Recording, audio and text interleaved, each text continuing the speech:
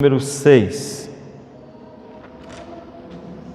Livres do pecado pela graça. Romanos capítulo 6, os primeiros 14 versículos, assim nos diz a palavra do nosso Deus. Que diremos, pois? Permaneceremos no pecado para que seja a graça mais abundante? De modo nenhum.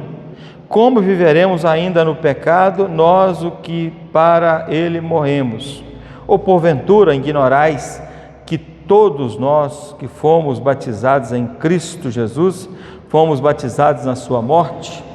Fomos, pois, sepultados com ele na morte pelo batismo, para que, como Cristo foi ressuscitado dentre os mortos pela glória do Pai, assim também andemos em novidade de vida.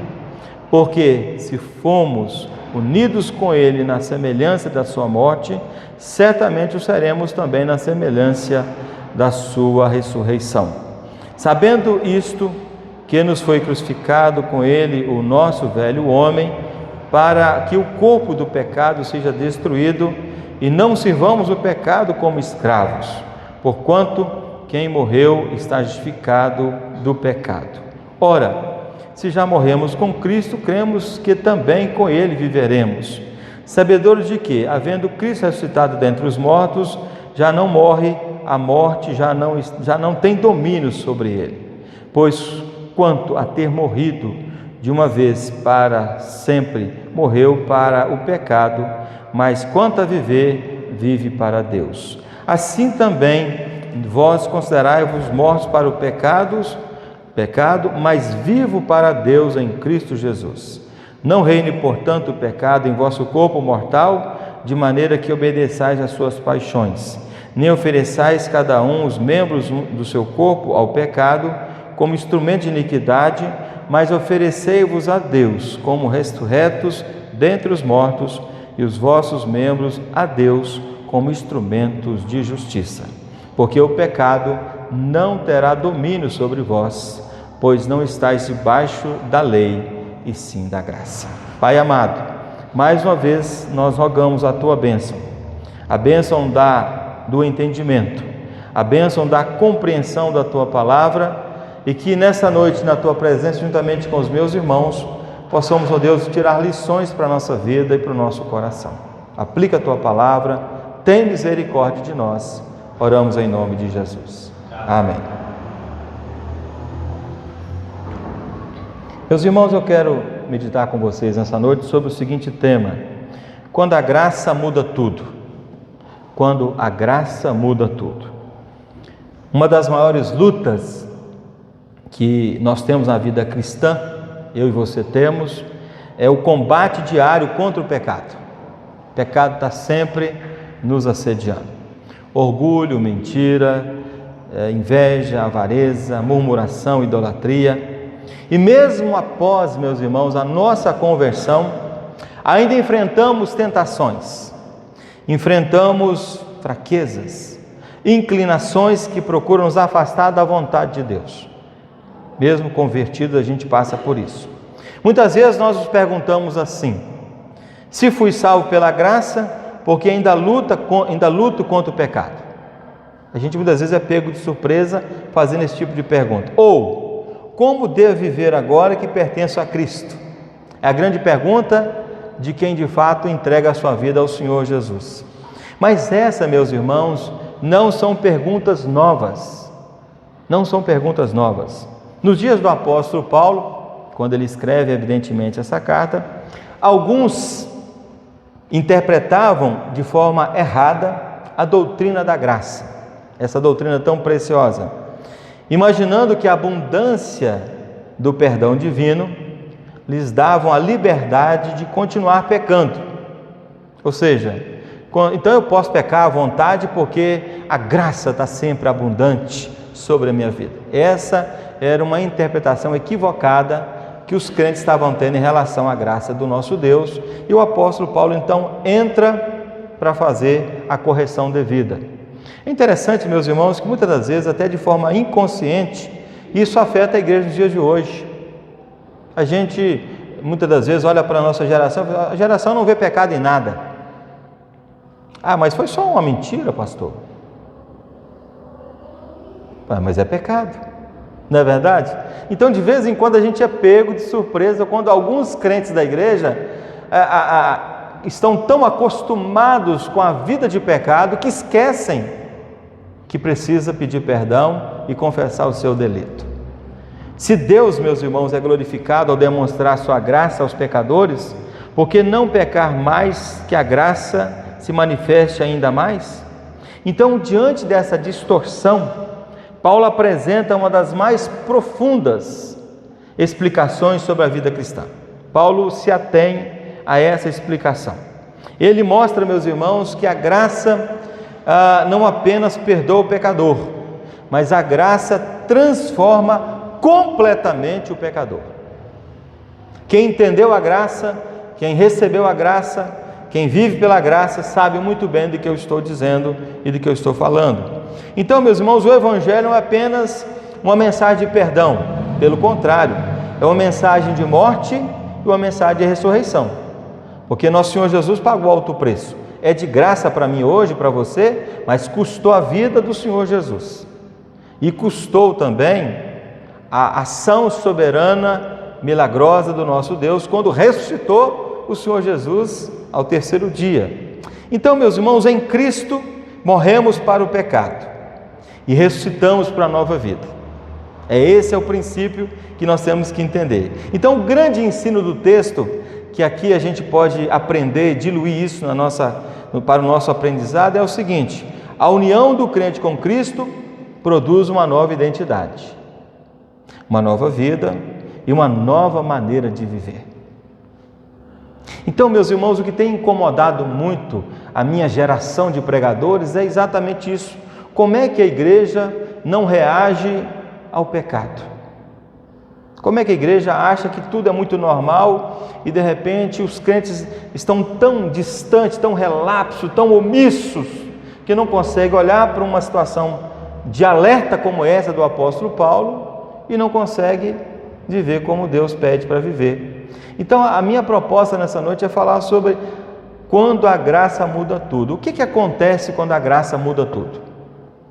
Eu sei que tem irmãos aqui nessa igreja extremamente piedosos, zelosos, comprometidos, envolvidos, não só aqui, mas em todas as nossas igrejas espalhadas por aí afora. E há pelo menos 3 situações que eu preciso trabalhar no desenvolvimento do texto. Os primeiros 7 versículos aqui, meus irmãos, eu posso dizer para os irmãos que Paulo trabalha numa direção mostrando para nós o seguinte: em Cristo morremos para o domínio do pecado, porque o pecado tenta nos dominar, e se a gente dá lugar para o pecado realmente vai ganhar terreno no nosso coração. Mas o apóstolo Paulo, nesses primeiros 7 versos, ele trabalha aqui mostrando para nós que em Cristo morremos para o domínio do pecado. Deixa eu tentar ajudar os irmãos a entender isso. Paulo inicia combatendo uma falsa compreensão da graça. O verso 1 vai dizer assim: que diremos, pois? Permaneceremos no pecado para que seja a graça mais abundante? Era a compreensão dele. Não, gente, olha, é pela graça, vamos deitar e rolar no pecado. E muitas das vezes, meus irmãos, a nossa juventude, os nossos adolescentes, nossos homens e mulheres estão tão anestesiados, insensíveis à voz das Escrituras quanto ao pecado, que acaba entrando por esse caminho. E é interessante, meus irmãos, que a resposta do apóstolo Paulo, ela é imediata. Ele fala assim no verso 2: de modo nenhum, absolutamente não. É a palavra do apóstolo Paulo. E é interessante, meus irmãos, que a expressão utilizada por Paulo aqui, podemos dizer que é uma das mais fortes da língua grega, podendo ser traduzida como jamais. Jamais. Ou seja, que isso nunca aconteça, que eu tenha a sensação de poder pecar, tendo em vista que sou perdoado mesmo pela graça. Não é assim que funciona, segundo o texto bíblico, e isso tem que ser mudado na vida dos nossos crentes, para a glória do seu nome. Então a pergunta é, meus irmãos, por quê? Porque aquele que foi unido a Cristo já não pertence ao antigo reino do pecado. Aquele que pertence a Cristo. Agora não pertence mais o reino do pecado, das trevas, mas ele pertence ao reino do nosso Senhor Jesus. Então Paulo aqui, meus irmãos, utiliza a figura do batismo para ilustrar muito bem essa realidade espiritual. Ele fala assim, verso 4, fomos sepultados com ele na morte pelo batismo. Ou seja, o batismo não salva, mas simboliza algo extraordinário. O que simboliza aqui? Quando Cristo morreu, o velho homem foi crucificado com ele. Quando Cristo morreu. Isso é, meus irmãos, extremamente maravilhoso, porque quando eu recebi o toque do Espírito Santo na minha vida, eu abri meu coração para o Senhor Jesus, o velho homem teve que morrer. Para que eu entendesse de fato isso, eu precisei de permitir, e evidentemente com a graça de Deus eu recebi isso, e você também, a doce e suave presença do Espírito Santo, que habita no seu coração e no coração dos crentes. Então, meus irmãos, dentro da perspectiva bíblica, a união com Cristo é a base de toda a nossa salvação. Não recebemos apenas benefício de Cristo, somos unidos a Ele pela fé. Nós somos unidos a Cristo pela fé. É pela fé. Você não o viu no Gólgota sendo crucificado, mas você crê pela fé, porque a palavra de Deus assim o diz. É interessante, meus irmãos, notarmos também que o velho homem, dominado pelo pecado, foi judicialmente condenado na cruz. Ele foi condenado na cruz. Isso significa, meus irmãos, que o pecado continua presente na nossa vida, mas ele não é mais soberano na nossa vida. Ele está presente, mas ele não domina mais as nossas ações. Antes da conversão, meus irmãos, a gente pode afirmar que o pecado governava, o pecado dominava, o pecado escravizava. É isso que acontecia antes da nossa conversão. Só que aí, meus irmãos, agora quando Cristo entra na nossa vida, nós podemos afirmar agora que a nossa vida é o quê? Quem governa é o Senhor Jesus. Quem reina é o Senhor Jesus. Quem nos libertou foi o Senhor Jesus. Então o crente ele tem essa consciência e essa convicção. Então a gente, aplicando isso à nossa vida de forma bem direta e objetiva, a gente pode afirmar o seguinte: quantos crentes vivem derrotados porque ainda não se enxergaram como escravos do pecado? Porque ainda se enxergam como escravos do pecado. Quantos crentes ainda vivem derrotados? Já viu isso? Crente derrotado? Tem muitos. Não tem, estão anêmicos espiritualmente falando, sem disposição para ler, sem disposição para orar, sem disposição para evangelizar, sem disposição para ser fiel, sem disposição para fazer um monte de coisa. Estão anêmicos espiritualmente. Precisa entrar urgentemente no CTI e, de repente, até para a UTI, para resolver esse problema espiritual. Qual que é o grande problema? É que as pessoas estão anestesiadas, insensíveis e não conseguem perceber o seu estado. Mas nessa noite, meus irmãos, o Senhor Jesus nos alerta para essa verdade. Paulo nos lembra que a nossa identidade mudou, a identidade nossa mudou, ou seja, você não é definido mais pelos seus fracassos, você não é definido mais pelo seu passado, você não é definido mais pelas suas quedas, porque se você está em Cristo, sua identidade agora está na obra consumada na cruz. O pecado pode atacá-lo, mas você possui o direito de governá-lo. O pecado está sempre nos assediando, não é verdade? O pecado fala assim: faz. A sua carne grita: eu vou fazer. Mas você pode dizer, em nome de Jesus, Espírito Santo de Deus, que habita na minha vida, que habita no meu coração, me ajuda a vencer esse pecado, meu Deus, para eu ser melhor na presença do Senhor, porque a gente começa a desfrutar no céu aqui na terra, quando nos santificamos ao nosso Deus.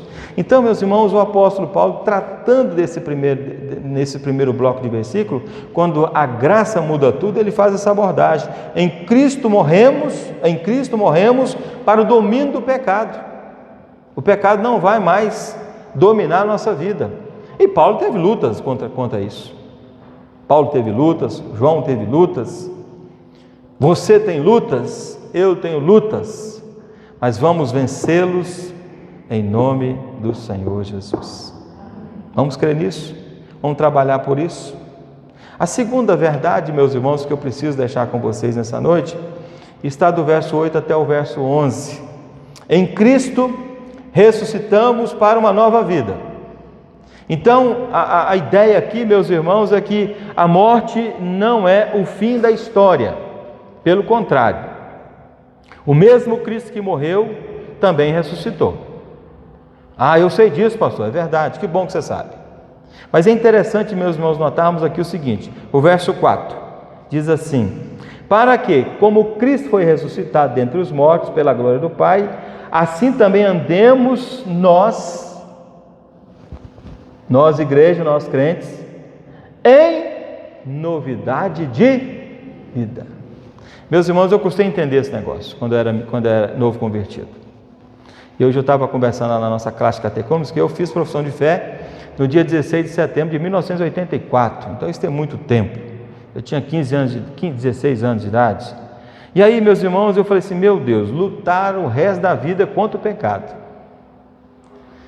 Lutar porque eu tenho, não porque eu sou forte, não porque sou determinado, não, eu luto porque eu tenho alguém do meu lado, que é o Espírito Santo, que me ajuda e eu me alimento da sua palavra e me fortaleço para vencer. Agora, me chama a atenção aqui a palavra novidade.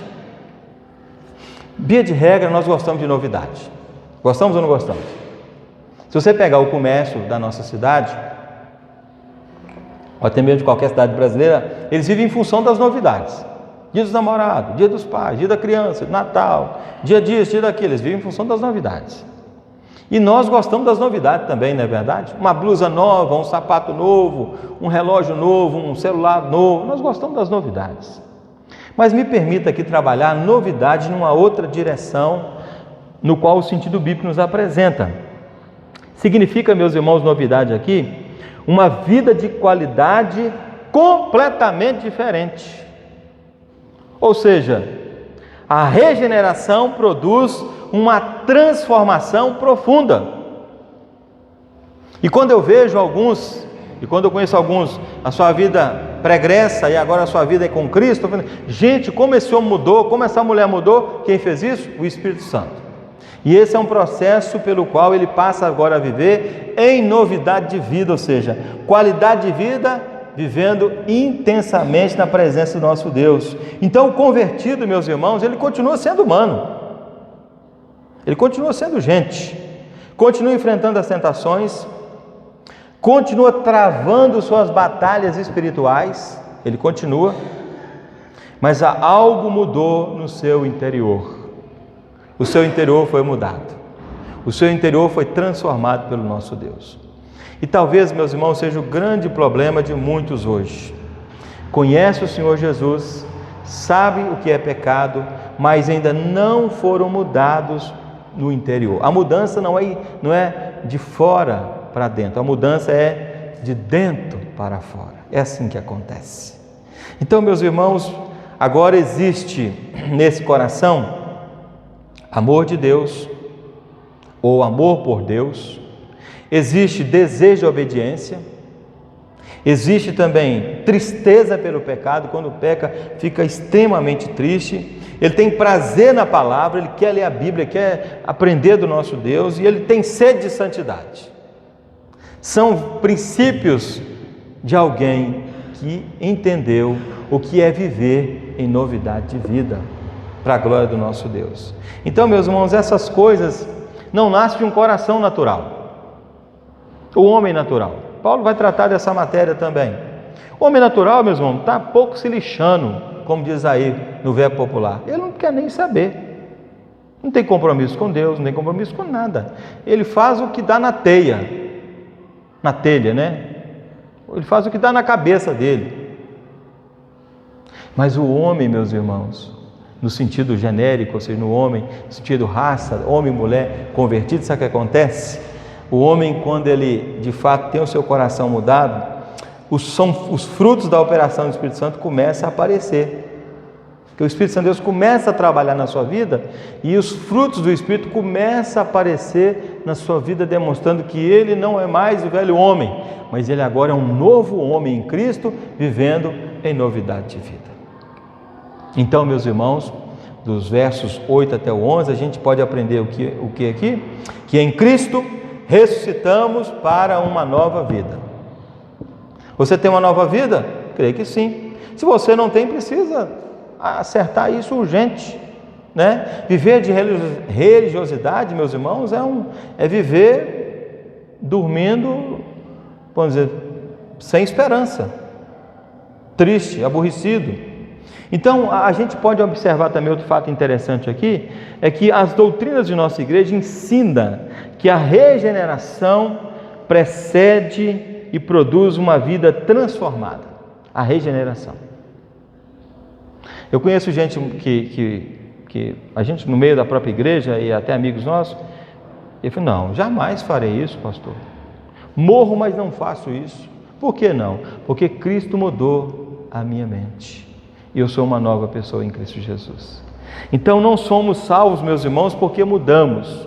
Pelo contrário, mudamos porque fomos salvos. Deu para entender? Não somos salvos porque mudamos. Não, é pelo contrário. Mudamos porque nós somos salvos, ou seja, houve uma operação do Espírito Santo na sua vida. E quando eu falo de operação, é literalmente ele arrancou o velho coração e colocou o novo coração. Só que foi sem dor, foi sem anestesia, foi algo extraordinário, algo miraculoso, porque foi feito pelo próprio Deus. Então, meus irmãos, aplicando isso à nossa vida, a verdadeira evidência da conversão não é a perfeição, não é. A evidência da conversão é a transformação, é quando a gente muda de vida, muda o nosso linguajar, muda a nossa forma de falar, muda a nossa forma de fazer as coisas, muda a nossa forma até de agir. Isso é conversão. O crente autêntico, meus irmãos, cai, mas se levanta.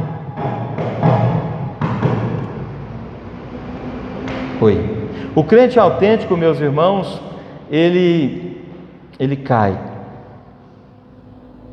mas se levanta. Já viu crente que caiu, mas se levantou? Eu já vi alguns. Sabe por quê, meus irmãos? Porque quando ele peca, muitas vezes ele não se arrepende. E quando ele se arrepende, Deus Deus atende o seu arrependimento. Então, luta, mas não desiste. E há uma nova direção na sua vida, a gente precisa entender isso.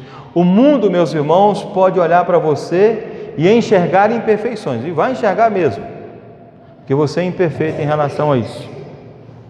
Então, meus irmãos, a gente pode entender isso de algumas maneiras. Por exemplo, a santificação, no qual o tema nós que abordamos aqui muito o ano passado, é um processo contínuo que durará até o dia em que veremos o nosso Salvador face a face. Você tem essa esperança bem latente no seu coração? Porque todas as vezes que eu acordo de manhã cedo, Deus, muito obrigado por mais um dia, eu espero que seja o último, porque espero ver o Senhor voltando hoje para buscar a igreja do Senhor. Eu estou aguardando a volta do Senhor. Será que a gente tem essa expectativa hoje? Não, eu preciso ainda me formar, preciso casar meus filhos. Será que é isso mesmo? Meus irmãos, isso não tem nenhum valor diante da urgência, da necessidade do Senhor Jesus voltar para buscar a sua igreja. Afinal de contas, nós queremos ir para o céu. E o crente redimido e lavado do Senhor Jesus, ele entende isso. Por isso que o apóstolo Paulo vai trabalhar essa questão para nós nessa noite. Em Cristo, ressuscitamos para uma nova vida. E essa nova vida, meus irmãos, é quando a gente tem esperança da eternidade. E será uma vida eterna quando nós partirmos para morar para sempre com o nosso Deus. Já parou para pensar nisso? Vida eterna, vida sem pecado. A Bíblia nos dá essa garantia, apesar que narrativas do nosso tempo tentam desvirtuar todo o ensino e conhecimento bíblico, colocando na sua cabeça e na cabeça dos seus que nós temos que viver o aqui e agora. Não, meus irmãos, a gente precisa viver pensando na eternidade com o nosso Deus. Então, são duas verdades que nós não podemos abrir mão de aprender nessa noite. Primeiro, quando a graça muda tudo, o que acontece? Em Cristo morremos para o domínio do pecado. O pecado não terá mais domínio sobre nós. Segunda verdade é que em Cristo ressuscitamos para a nova vida. Ressuscitamos para a nova vida em Cristo. Essa é a palavra do nosso Deus. Só que Paulo vai terminar o bloco de versículos desse pequeno tratado que ele coloca aqui, dos versos 12 até o 14, há algumas orientações que também são importantes para a nossa vida. Ele fala o seguinte: em Cristo devemos nos oferecer como instrumento de justiça. Eu vou repetir: em Cristo devemos nos oferecer como instrumento de justiça. Já parou para pensar nisso? Que você pode ser um instrumento de justiça? Bom, vamos pensar um pouco sobre isso então. Depois de apresentar a doutrina, Paulo chega à prática. Verso 12 diz assim: não reine, portanto, o pecado em vosso corpo mortal. Vou repetir: não reine, portanto, o pecado em vosso corpo mortal. Observe, meus irmãos, que Paulo não diz que o pecado desapareceu. Ah, virou crente, agora não tem mais pecado. Não, ele não fala sobre isso. O pecado não desapareceu. Ele diz que o pecado não deve reinar mais no seu coração. Existe uma grande diferença, meus irmãos, entre a presença do pecado e o domínio do pecado. Ou seja, a presença do pecado está sempre no nosso coração e o domínio do pecado. Quando estivermos nesse mundo, haverá luta. Vai ter sempre luta, todo dia, né? Toda hora, todo instante. Muitos irmãos hoje tiveram uma luta terrível para vir para essa igreja, porque ele olhou para fora e disse: gente, está frio. Apesar que não está tão frio hoje, né? Mas está frio, gente. Não, deu um relâmpago, então ameaçou chuva, vou ficar em casa. Tem gente que é assim, fica caçando uma desculpa para apresentar para o nosso Deus. Meus irmãos, não pode ser assim. Com chuva, com sol, com calor, sem calor, nós temos que entender que nós, como crentes em Cristo, fomos convocados para o serviço a Ele.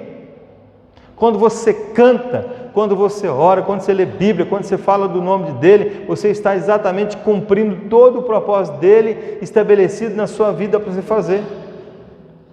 E é interessante, meus irmãos, que nesse mundo haverá ainda lutas? Sim. Haverá lágrimas? Sim, talvez seja o seu problema hoje, muitas lágrimas. Haverá tentações? Haverá tentações. Haverá combates espirituais? Com certeza. Por isso o apóstolo Paulo, no verso 13, diz assim: nem ofereçais cada um os membros do seu corpo ao pecado. O que isso significa, meus irmãos? Significa entregar cada área da nossa vida ao Senhor.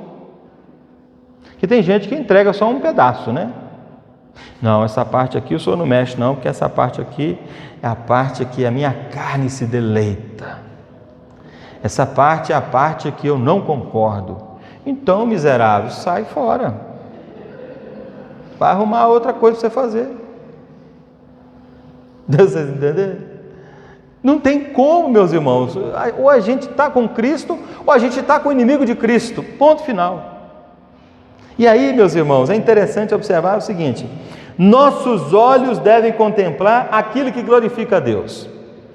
E, meus irmãos, como é tentador nossos olhos. Você já parou para perceber?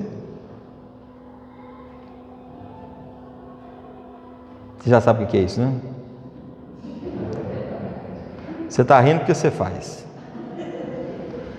Meus irmãos, é um problema que nós temos que ser disciplinados. Você pode ter a sua ferramenta boa e usa ela para você ligar para alguém, para ver uma boa palestra, um bom estudo, ok, beleza, mas toma cuidado. Toma cuidado. Outra coisa, nossa língua, meus irmãos, deve ser usada para edificar. E tem gente que é bom para usar a língua para outras coisas, não é verdade? E a gente tem que tomar cuidado, porque a língua pode nos atrapalhar. Ela, como diz o Tiago, ela é um pequeno instrumento que pode levar você para o buraco e pode te destruir, assim como o leme do navio faz. Então, meus irmãos, nossos pensamentos devem estar cativos à vontade de Cristo. Dizem, bom, o que eu estou pensando, o que eu estou querendo, é de fato o que Deus pensa para a minha vida? Você que está estudando, você que quer casar, você que já casou, você que quer ter filhos, você que tem filhos, você que está pensando em algum, você tem que colocar o seu pensamento cativo ao pensamento de Cristo, porque se Ele aprovar, as coisas vão acontecer. Se Ele não aprovar, nada vai acontecer. E vou ser sincero, não é fácil. Sabe por quê? Porque tem hora que a ansiedade tenta nos estrangular. E diz assim, olha, você precisa dar uma mãozinha para Deus aqui. Aí você dá uma mãozinha e joga tudo para o buraco afora. Não dê mãozinha para Deus. Deus não precisa de nada de você. Ele só precisa que você confie nele. Pronto. Confiou, está de boa. Nossas mãos devem servir o reino. A sua mão está servindo ao quê? Nosso coração deve pertencer ao Senhor. Paulo, meus irmãos, nos chama a viver conscientemente para Deus. Nós estamos trabalhando esse ano o tema da igreja. Quem? Eu esqueci. Quem somos o quê? Ou quem é você? Quem é você no corpo de Cristo? Estamos trabalhando arduamente em cima desse assunto. Com os adolescentes, com os jovens, com os adultos aqui. Só que teve aluno aqui que já tomou pau, porque faltou mais do que veio. Ele nem sabe o nome nem o nome do livro ele sabe. Mas a gente tem paciência, não é verdade? Porque a gente sabe que um grupo entendeu e está entendendo, e esse grupo serão os gravetos incendiados que vão incendiar a igreja para entender esse propósito para a vida da igreja. Eu preciso crer nisso, eu preciso entender isso. Então, meus irmãos, Paulo nos chama a viver conscientemente para Deus, não como pessoas mortas espiritualmente, mas como ressuscitados dentre os mortos. E a aplicação que a gente pode fazer aqui em cima desse ponto, dos versos 12 ao 14, é o seguinte: todos os dias, ao acordarmos, nós temos pela frente o pecado. Temos o ego, temos as paixões, mas nós precisamos optar por Jesus Cristo, nosso Senhor. Entendeu? A melhor coisa, meus irmãos, é a gente viver uma vida que seja de obediência ao nosso Deus. A luta é contra o pecado. Por isso que a nossa proposta nessa noite é: quando a graça muda tudo. A graça mudou sua vida? Sim ou não? Se mudou, vamos para cima, vamos crer nisso. A vida cristã, meus irmãos, é uma entrega diária. Como assim, pastor? É dizer: Senhor, meus pensamentos pertencem a Ti, minhas palavras pertencem a Ti, meus dons pertencem a Ti, a minha vida pertence a Ti. E Paulo encerra, meus irmãos, o texto com o verso 14, com uma promessa maravilhosa para os crentes da sua época, que serve para nós hoje. Paulo vai dizer assim: porque o pecado não terá domínio sobre vós, pois não estáis debaixo da lei, e sim da graça. Não é apenas uma ordem, meus irmãos, mas é uma promessa da graça soberana de Deus. O mesmo Deus que nos justificou é o mesmo Deus que nos sustenta. O mesmo Deus que começou a boa obra é o mesmo Deus que vai completar essa boa obra na nossa vida e no nosso coração. Então, meus irmãos, em Cristo devemos nos oferecer como instrumentos de justiça.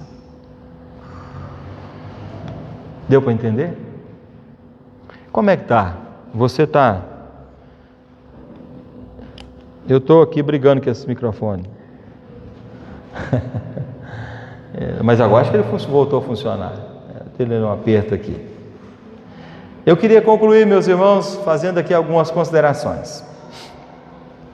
Romanos capítulo 6 nos conduz aos pés da cruz e ao túmulo vazio. Ou seja, estar aos pés da cruz e ao túmulo vazio, porque Cristo ressuscitou. Ok?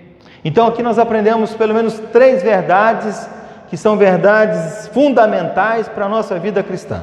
A primeira verdade: em Cristo morremos para o domínio do pecado. A pior coisa que tem, meus irmãos, é quando a gente vê alguém que está dominado pelo pecado. Conhece alguém assim? Eu conheço. Gente perto de mim, gente longe de mim. Está dominado pelo pecado. Infelizmente. Mas em Cristo, o crente, morremos para o domínio do pecado. Já não somos mais escravos. Segunda verdade: em Cristo ressuscitamos para a nova vida. A nova vida onde? Em Cristo. Então você já desfruta de uma nova vida em Cristo, morrendo vai para o céu com Cristo, para uma vida eterna. Olha que coisa boa! É essa a mensagem que a igreja prega. E é essa a mensagem que o diabo tenta distorcer na vida dos nossos crentes, na vida das pessoas. Somos novas criaturas em Cristo.